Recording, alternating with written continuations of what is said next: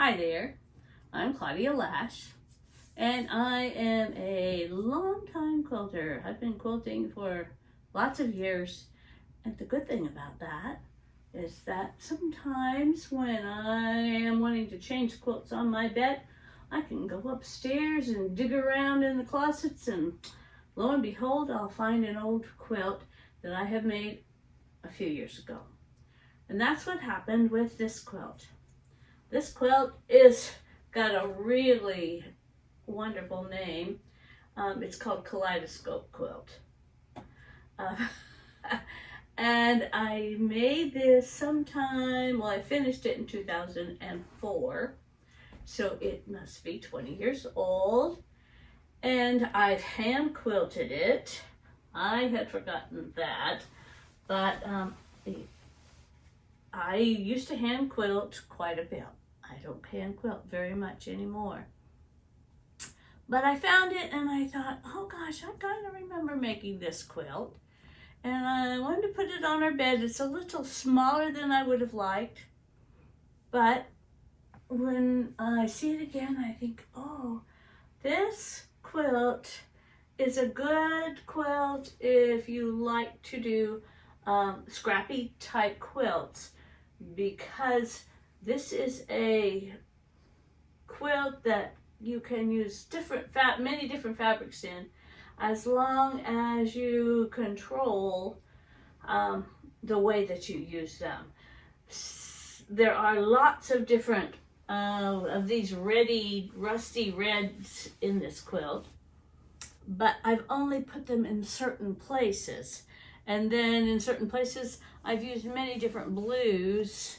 Again, it's more of a controlled way of using your scraps, which I like to do that because I want the full quilt, whatever I'm making, to look like something in particular. I guess it's the little bit of artist in me that says I don't want just something that looks like I've thrown a square here and a square there and a square there. That depends on you though. That's I think an individual kind of thing. As far as this quilt is, or as far as this kind of quilt, if you're a quilter, this is not a difficult quilt to make. You do need to have a certain ruler, and I don't know why, but you need to have a kaleidoscope ruler. I have 3 different kaleidoscope rulers. I don't know why I have 3 different rulers, and this one even have some little tape on it, so I've used it at some time or other to mark off other things.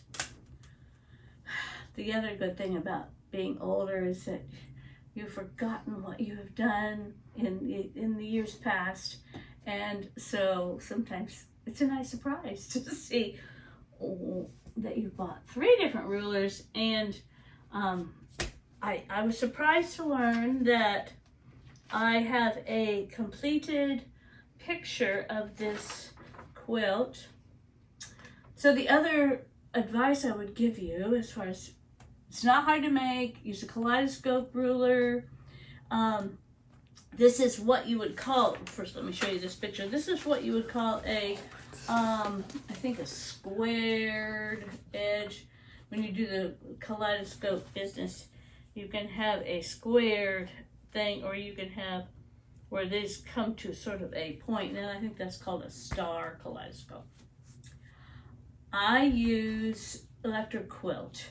Electric Quilt is a wonderful, wonderful software medium where you can choose blocks and then recolor, move them around, make them bigger, smaller, do all sorts of design with a EQ on your computer.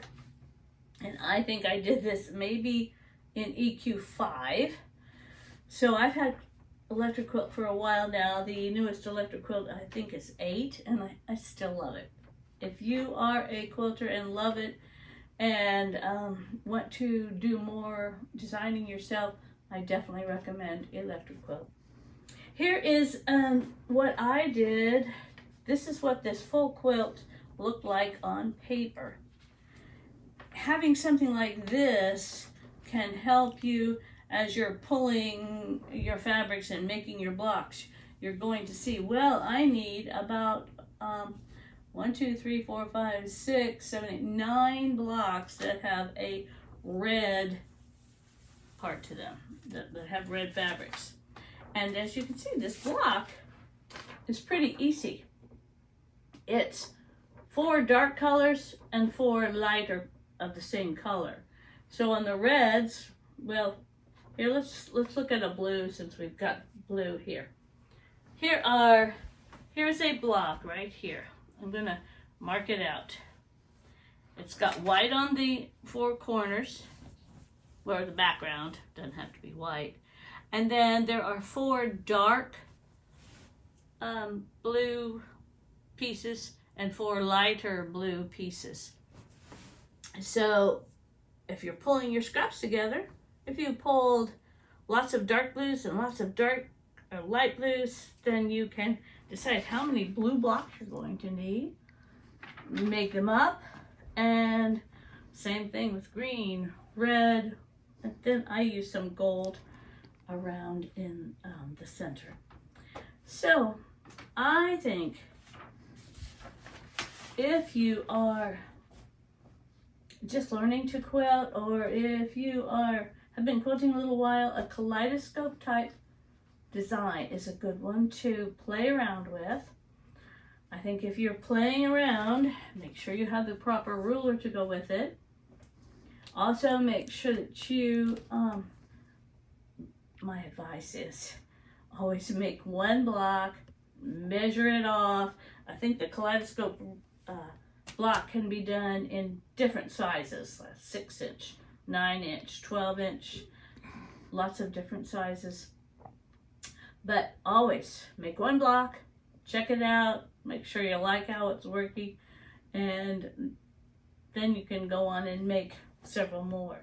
The one thing I think I noticed, all of my backgrounds are the same fabric. I hardly ever do that. Well, I don't do it so much anymore.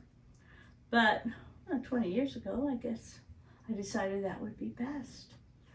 So if you'd like to try something like that, there's books about kaleidoscope quilts, or check into classes near you as far as making a kaleidoscope quilt, and have fun using like lots of different colors with your quilt.